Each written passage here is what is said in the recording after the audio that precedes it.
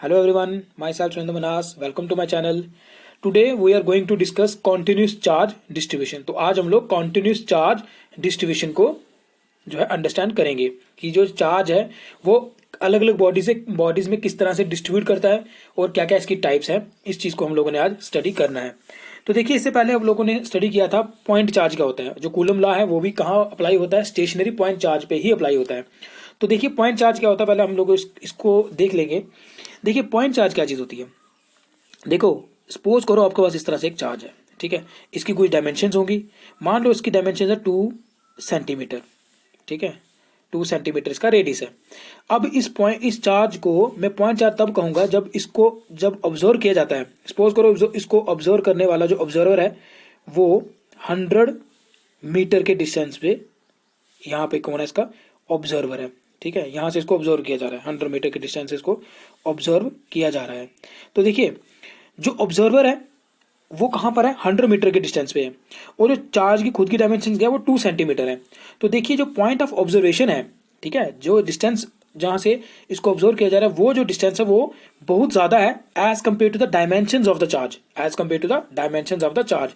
तो जब ऐसा हो कि जो डायमेंशंस हो चार्ज क्या किसी ऑब्जेक्ट की भी अगर हम बात करें, अगर जो ऑब्जेक्ट है उसकी खुद की डायमेंशंस बहुत बहुत कम हो as compare to the distance between the point of observation, अगर जो जहां से इसको ऑब्जर्व किया जा रहा है अगर वो डिस्टेंस बहुत ज्यादा हो, और जो ऑब्जेक्ट है जिसको ऑब्जर्व किया जा रहा है अगर उसकी डायमेंशन बहुत कम हो उसके कंपैरिजन में, तो उस ऑब्जेक्ट को क्या बोला जाता है, उस ऑब्जेक्ट को पॉइंट ऑब्जेक्ट कहा जाता है। उसको क्या बोला जाता है, पॉइंट ऑब्जेक्ट कहा जाता है। तो यहाँ पर क्योंकि चार्ज है और वो चार्ज की खुद की डायमेंशंस क्या है, बहुत कम है, और जहां से इसको ऑब्जर्व किया जा रहा है वो डिस्टेंस क्या है, बड़ा ज्यादा है, इसलिए इस चार्ज को क्या बोला जाएगा, इसलिए इस चार्ज को पॉइंट चार्ज बोला जाएगा, ठीक है। यहाँ पे क्या लिखा हुआ है, any charge which covers a space with dimensions much less than its distance away from the observation point can be considered as point charge, ठीक है। तो समझ आया पॉइंट चार्ज क्या होता है। पॉइंट चार्ज एक ऐसा चार्ज होता है जिसकी डायमेंशंस बहुत बहुत बहुत कम होती हैं एज कंपेयर टू द, किसके साथ कंपेयर करना, लेकिन as compare to the point of observation, जहां से इसको ऑब्जर्व किया जाता है वो डिस्टेंस बड़ा ज्यादा होता है, और जहां पे ये चार्ज होता है वो डिस्टेंस बड़ा कम होता है, जहां पर जो ये चार्ज की जो डायमेंशन है वो बड़ी कम होती है as compare to the point of observation, ठीक है। तो इसीलिए इसको क्या बोला जाता है, इसको पॉइंट चार्ज बोला जाता है। देखिए जैसे एक एग्जांपल मैं आपको वो देता हूँ, जैसे सन ले लो आप, ठीक है। सन तो देखो बहुत बड़ा स्टार है, लेकिन अर्थ से सन की तो जो रेडियस है वो बहुत ज़्यादा है, लेकिन अर्थ से हमें ये एज ए पॉइंट ऑब्जेक्ट ही नज़र आता है। क्यों, क्योंकि सन के बीच में और अर्थ के बीच का जो डिस्टेंस है वो बहुत ज़्यादा है, ठीक है। वो सन के रेडियस से भी ज़्यादा है, सन के रेडियस से वो बहुत बहुत बहुत ज़्यादा है, इसीलिए सन को भी क्या हम कंसिडर कर लेते हैं, सन को भी हम लोग पॉइंट ऑब्जेक्ट कंसिडर कर लेते हैं। तो अब समझ आया आपको पॉइंट ऑब्जेक्ट या पॉइंट चार्ज क्या होता है। पॉइंट ऑब्जेक्ट होता है जब जो डायमेंशन है उस ऑब्जेक्ट की वो बहुत बहुत बहुत कम हो as compare to the distance from it is observed. तो जहां से इसको ऑब्जर्व किया जाता है अगर वो डिस्टेंस बहुत ज्यादा हो as compare to the dimensions of the object, then that object is considered to be the point object. आपको समझ आ गया अच्छे से।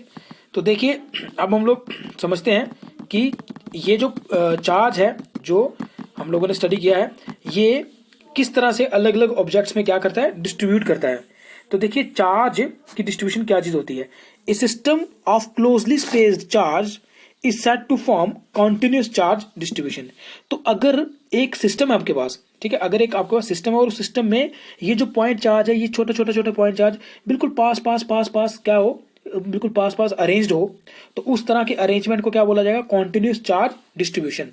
यानी कि चार्ज कॉन्टिन्यूस नहीं है, ऐसा नहीं है कि एक ही चार्ज है वो फैला हुआ पूरा का पूरा, वैसा नहीं है। छोटे छोटे छोटे छोटे पॉइंट चार्ज हैं, छोटे छोटे छोटे पॉइंट चार्ज है वो पूरी पूरी बॉडीज पे क्या है, डिस्ट्रीब्यूट हुए हैं।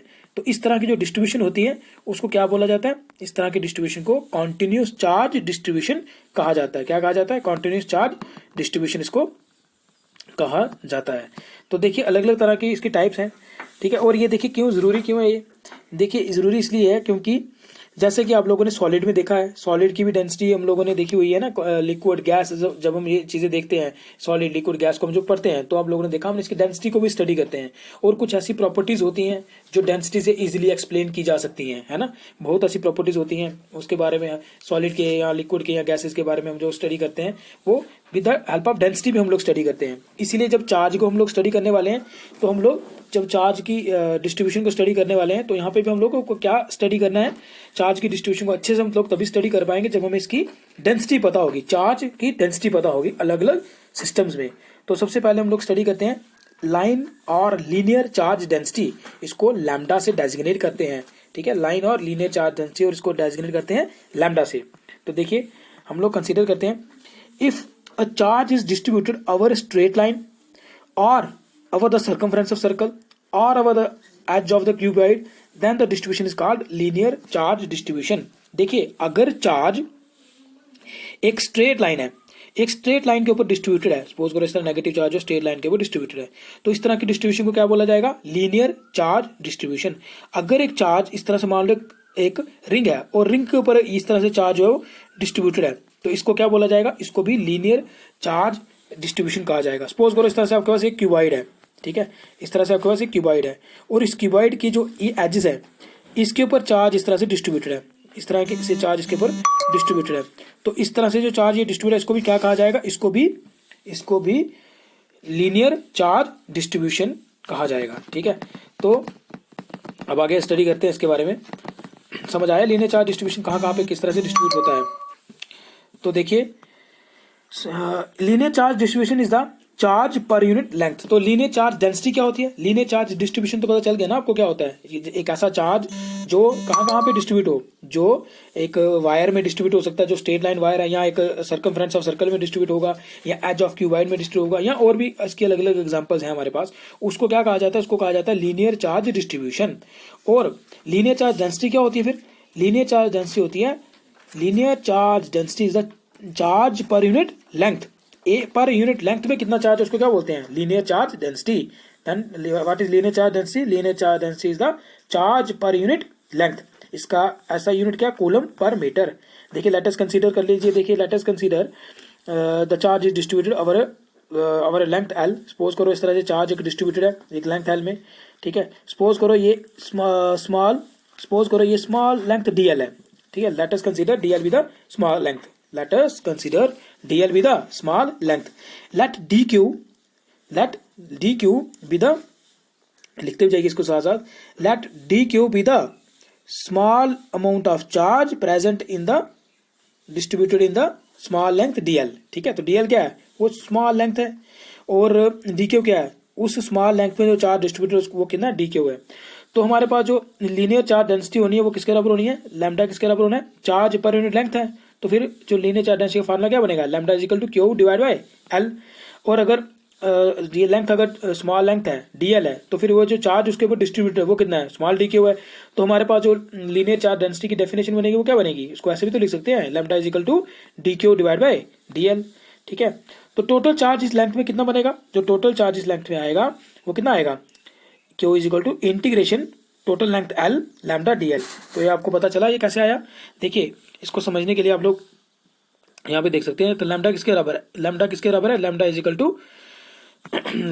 टू है आपका D Q divide by D L. ठीक है जी, अब आप इसको कैसे लिख सकते हैं, आप इसको लिख सकते हैं ना, D Q is equal to lambda D L, लिख सकते हैं कि नहीं लिख सकते हैं, है ना। थोड़ा सा उसको मैं क्लियर कर लेता हूँ सो दैट आपको इजीली अंडरस्टैंड हो जाए। देखिए lambda is equal to D Q divide by D L. ठीक है जी, अब अगर डी क्यू लिखना होगा तो वो किसके बराबर आएगा, तो D Q is equal to lambda D L.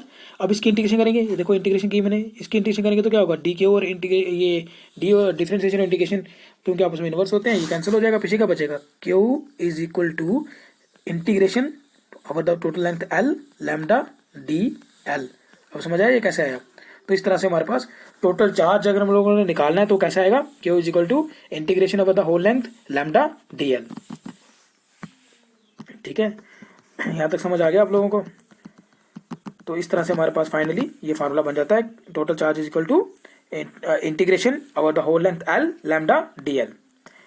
तो देखिए इसी तरह से हम लोगों ने नेक्स्ट पढ़ना है सरफेस चार्ज डेंसिटी क्या चीज होती है, जिसको सिग्मा से डेजिग्नेट किया जाता है। If the charge is distributed over a surface area then the distribution called surface charge distribution. अगर चार्ज एक पूरे के पूरे सरफेस पे डिस्ट्रीब्यूट हो, ठीक है, अगर ये चार्ज इस तरह से पूरे के पूरे सरफेस के ऊपर ही डिस्ट्रीब्यूट हो जाए तो उसको क्या कहा जाता है, उसको कहा जाता है सरफेस चार्ज डिस्ट्रीब्यूशन। अगर चार्ज क्या करे, पूरी की पूरी सरफेस के ऊपर ही डिस्ट्रीब्यूट हो जाए तो उसको क्या कहा जाएगा, उसको सरफेस चार्ज डिस्ट्रीब्यूशन कहा जाएगा। ठीक है, तो फिर सरफेस चार्ज डेंसिटी क्या होगी, surface charge density is the charge per unit area. क्या आएगा, charge per unit area. Surface charge density क्या होती है, सरफेस चार्ज डेंसिटी होती है चार्ज पर यूनिट एरिया। इसका ऐसा यूनिट क्या होगा, कूलम पर मीटर स्क्वायर। क्या होगा, कूलम पर मीटर स्क्वायर। देखिए सपोज कर लेते हैं कि हमारे पास इस तरह से चार्ज है, ये पॉजिटिव चार्ज है जो एक सरफेस के ऊपर इस तरह से डिस्ट्रीब्यूट किया गया है।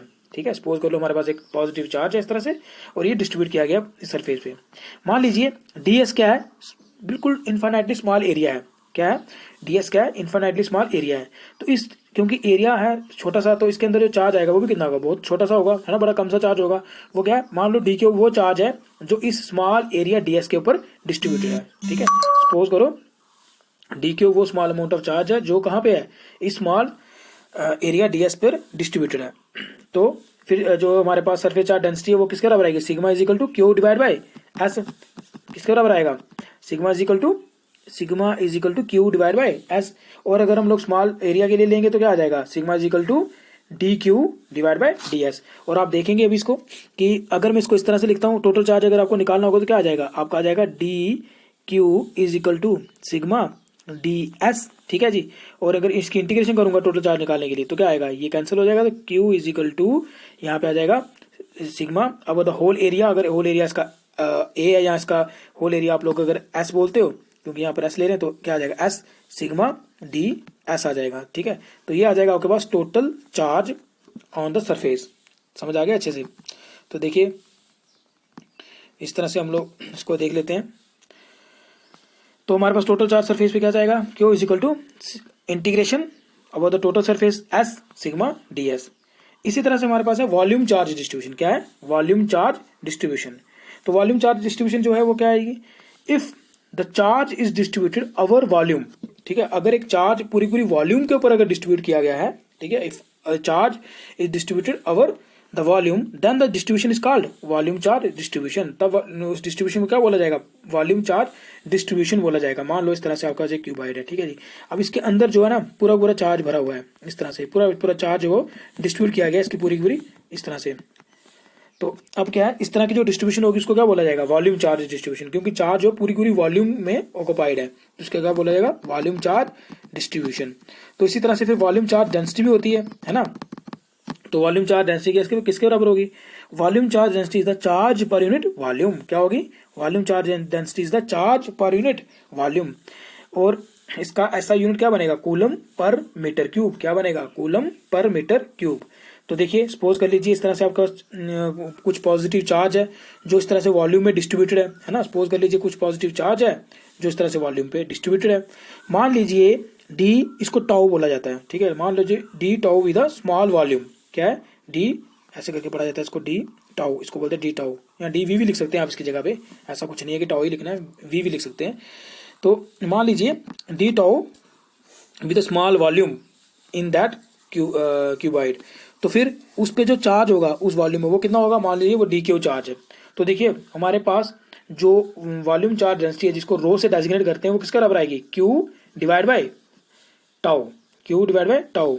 या फिर इसको ऐसे लिख सकते हैं रो जो यानी कि वॉल्यूम चार्ज डेंसिटी किसके बराबर आएगी, D Q divide by D tau, D Q divide by D tau.